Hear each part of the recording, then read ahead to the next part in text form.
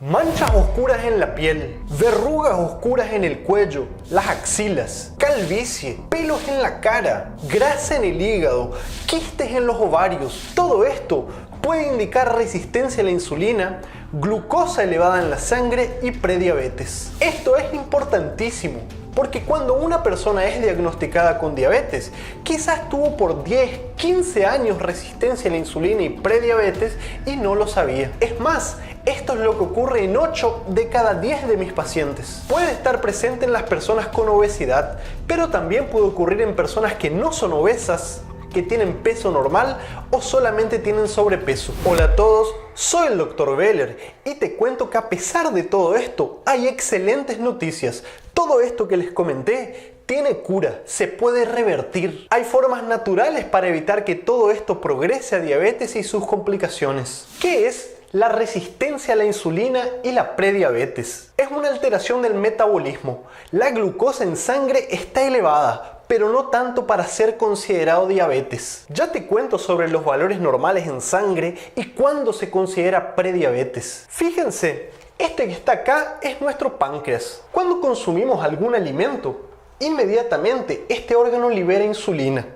Lo que hace esta hormona es abrir unos canales en nuestras células para que la glucosa que está circulando en nuestra sangre, que les dibujé acá en lila, entre a estas células y se almacene en forma de fuente de energía llamado glucógeno. Esto es importantísimo, porque cuando estemos en ayunas, estos depósitos de energía se van a romper y nuestro cuerpo la va a utilizar a la glucosa para todos sus procesos biológicos. A veces con nuestra rutina diaria, la mala alimentación, el estrés, dormir mal, consumir tóxicos como alcohol, fumar, el sedentarismo, hacemos que a la insulina le cueste más meter a la glucosa dentro de las células. Es decir, se requiere más insulina para poder abrir estos canales y hacer que la glucosa entre. Entonces, la glucosa que no entra en las células se comienza a acumular en nuestra circulación, en nuestra sangre, y se produce lo que conocemos como hiperglucemia o aumento de la glucosa en la sangre. Esto es lo que nosotros conocemos como resistencia a la insulina o menor respuesta a la insulina. En estas situaciones,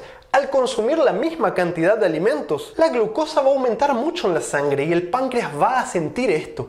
Va a necesitar liberar más insulina para poder sacar a la glucosa de la circulación. Entonces se genera un estado de hiperinsulinismo o aumento de la insulina en la sangre.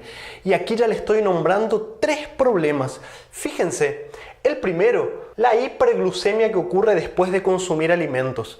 El segundo, el estado de hiperinsulinismo. Y tercero, la sobrecarga de trabajo que provocamos en nuestro páncreas. Y entonces se crea como un ciclo. Aumenta más la glucosa, el páncreas se esfuerza más, aumenta más la insulina y todo esto termina ¿en qué? En prediabetes, que después termina en diabetes y todas sus complicaciones. Ahora, todo esto no ocurre de un día para el otro. Las personas que descubren la diabetes quizás tuvieron prediabetes, resistencia a la insulina por muchos años, 10, 15 años, y en este largo camino esto se puede revertir, se puede curar. Ahora, ¿cuáles son las causas de este problema? Muchos pacientes me preguntan, doctor, yo no consumo azúcar, lo mismo tengo prediabetes o lo mismo soy diabético. Bueno, a pesar de lo que mucha gente cree, que los hidratos de carbono son el problema principal, les voy a contar que existen muchos otros factores. Además, no se trata de los hidratos de carbono, sino del tipo de hidrato de carbono que consumís y también de cómo lo consumís. Pero fíjense, la obesidad, sobre todo el aumento de la circunferencia abdominal o la cintura, es uno de los principales determinantes de resistencia a la insulina. Agarrá la cinta métrica que tenés en casa y medite la panza. Si sos una mujer y tenés más de 80 centímetros o sos un hombre y tenés más de 90 centímetros, podés tener resistencia a la insulina. Ahora, estas medidas pueden variar dependiendo de tu etnia, del país en donde vivís. Pero mi punto es que aquella obesidad central que provoca una forma de manzana en nuestro organismo es la más peligrosa. Aquella otra obesidad que provoca más una forma de pera, es decir, que se acumula la grasa en nuestros muslos, glúteos, región de la cadera, es menos dañina. Y lo que ocurre es que aquella grasa abdominal se acumula entre las vísceras y este tipo de grasa provoca inflamación, es un tejido que libera hormonas y libera sustancias que van a generar un estado de inflamación crónica en nuestro organismo. Este tipo de tejido adiposo literalmente nos inflama y además de provocar resistencia a la insulina, provoca daño en nuestra circulación, daño en nuestras arterias, aumenta el riesgo de tener infarto, trombosis, accidente cerebrovascular, problemas en la memoria, demencias, entre otras cosas. El siguiente punto: el estrés y dormir mal. Esto puede hacer que quedemos con un estado de resistencia a la insulina por varios días. Cuando dormimos mal, nuestro cuerpo detecta como si fuese una alarma, un estado de estrés.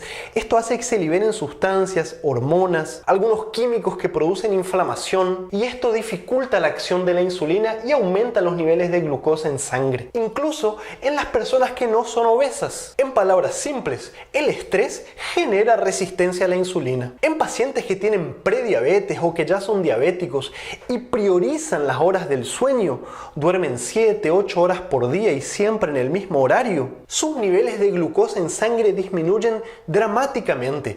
Muchas veces incluso se le quita medicamentos a estos pacientes porque pueden controlar mejor su enfermedad. El tercer punto: los alimentos que producen oxidación, inflamación, aquellos mismos que producen fatiga crónica, que nos dejan de mal humor, que nos producen envejecimiento. Es decir, la comida chatarra, industrializada, con altos contenidos de sodio, hidratos de carbono de alto índice glucémico o que tienen grasas malas, todos esos alimentos generan resistencia a la insulina. Los tóxicos como el alcohol y el cigarrillo dañan a nuestras células, dañan a nuestras arterias y dificultan la acción de la insulina. Existen otras causas que les puse acá, como por ejemplo algunos medicamentos que provocan resistencia a la insulina, los corticoides cuando son de uso crónico en algunos pacientes, algunos medicamentos utilizados en psiquiatría, los antipsicóticos, algunos medicamentos utilizados para tratar al virus del VIH. Todo esto también puede provocar aumento de la glucosa en la sangre. El embarazo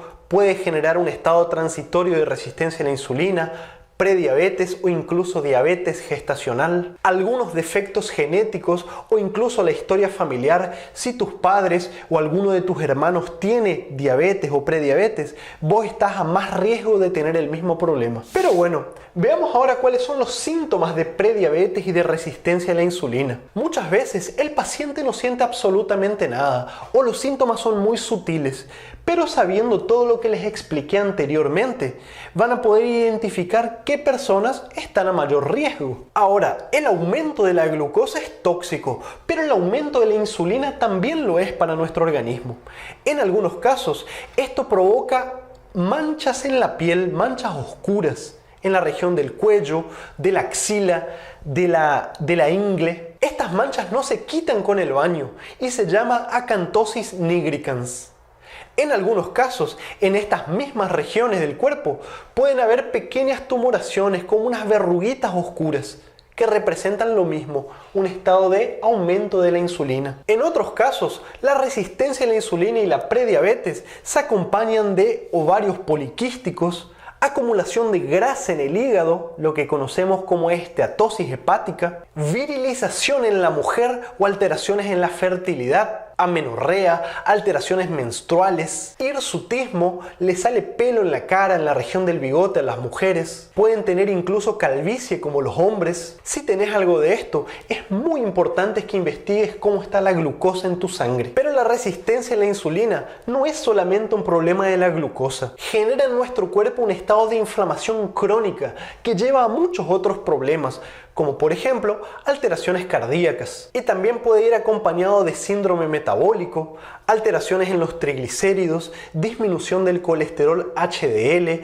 problemas con la presión arterial. La inflamación crónica que se genera hace que se produzca aterosclerosis, es decir, que nuestras arterias se tapen de grasas. Esto puede llevar a problemas en la circulación, infartos, accidentes cerebrovasculares. Todo esto incluso sin tener diabetes todavía. Ahora, veamos algunos signos de alarma. Si tenés problemas de orinar mucho a la noche o durante el día, o tenés mucha sed, o estás comiendo mucho, tenés polifagia, o estás adelgazando de manera inexplicada, quizás ya podés tener una diabetes, incluso una forma más complicada de la misma. Si tenés problemas en la visión, entumecimiento de manos y pies, infecciones por cándida, por ejemplo, de repetición, o infecciones urinarias de repetición, o si ya tenés problemas renales, también es posible que tengas una forma de diabetes más avanzada, más complicada. En algunos casos te puede llevar mucho tiempo para que las heridas se cicatricen.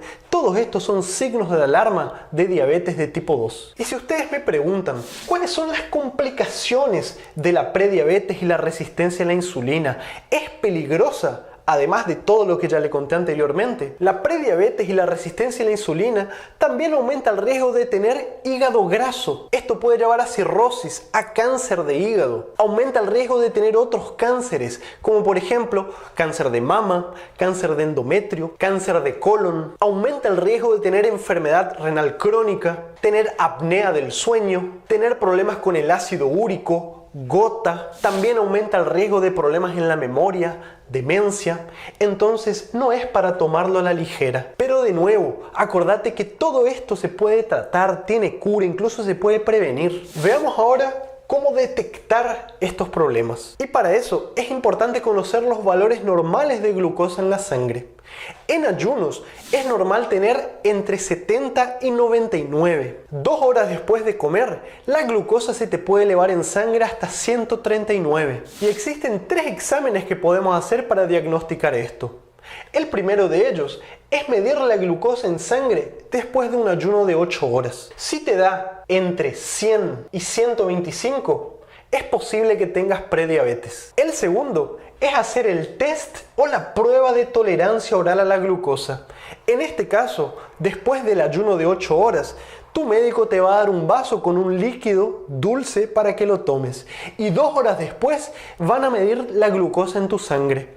Si el resultado te da entre 140 y 199, es posible que tengas prediabetes. Y el tercero es medir lo que se llama de hemoglobina glicosilada o hemoglobina A1C. Si este examen te da entre 5.7 y 6.4, es posible que tengas prediabetes. Ahora, ¿cómo podemos revertir? ¿Cómo hacemos la prevención y el tratamiento de esto? En relación a los alimentos, hay algunos que son muy poderosos realmente. Muchas veces ni siquiera se requieren medicamentos. Consumir hidratos de carbono de bajo índice glucémico, es decir, que después de consumirlos mantengan estables los niveles de glucosa y de insulina en tu sangre, o sea, que no provoquen un pico de glucosa y de insulina, es fundamental. Y como ejemplos, son todos aquellos alimentos que tengan muchas fibras, proteínas o grasas buenas o una combinación de estas 3 cosas. Por ejemplo, la batata o papa dulce, el poroto, la lenteja, la quinoa, el garbanzo, la avena. Pero la clave también acá está en no exagerar. Todo alimento bueno se transforma en malo cuando nos excedemos. Una fruta que es fantástica para la diabetes es la granada. Su poder antioxidante y antiinflamatorio es muy superior incluso al de los frutos rojos como el arándano, las uvas, las moras. Además, eliminar o evitar al máximo consumir alimentos oxidantes inflamatorios como los industrializados, ultraprocesados con alto contenido de sodio, grasas malas, hidratos de carbono de alto índice glucémico, evitar al máximo las gaseosas, los jugos, saber leer los rótulos para identificar el azúcar que muchas veces está escondido bajo otros nombres, consumir frutas con cáscaras comestibles, manzana, pera, fibras solubles. Todos estos detalles y mucho más te los hablamos en un video específico sobre esto. Otra recomendación importantísima acá es mantenerse bien hidratado. Consumir por lo menos entre 30 y 40 mililitros por kilo de agua por día. Esto es muy importante.